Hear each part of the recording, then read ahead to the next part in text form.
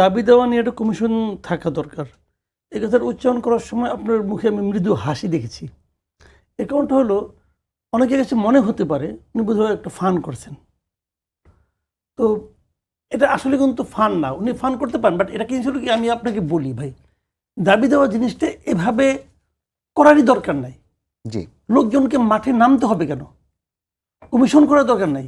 সরকার একটা সিস্টেম করে দিতে পারতো। এই গভর্নমেন্ট তো আধুনিক গভর্নমেন্ট, এতে কোনো সমস্যা নাই। সরকারের একটা প্রেস উইং আছে। আপনি আজকে যে একটা নিয়ম করে দিতেন যে যার যত দাবি আছে সেই দাবির যুক্তিগুলি সহযোগে তোমরা এই ওয়েবসাইটে একটা ওয়েবসাইট দেন অথবা একটা ইমেল দিয়ে দেন, প্রত্যেকটা মিনিস্ট্রি একটা করে ইমেল থাকবে, সেই ইমেলে তুমি দাবিটা পাঠাতে পারবে এবং সেই ইমেইলে 7 দিনের মধ্যে সেই দাবি সম্পর্কে রেসপন্স করতে হবে। রেসপন্স করবে এবং রেসপন্স করে সরকারের একটা প্রেস উইং আছে। প্রেস উইংয়ের কাজটা কি রে ভাই? এরা তো প্রেস উইং আছে সরকারকে পলিটিক্যালি সাপোর্ট দেওয়া, এটা তো পলিটিক্যাল গভর্নমেন্ট না রে ভাই। এত কথা বলে কেন এরা? এত কথা বলে কেন? মানে এগুলো তো ঠিক না।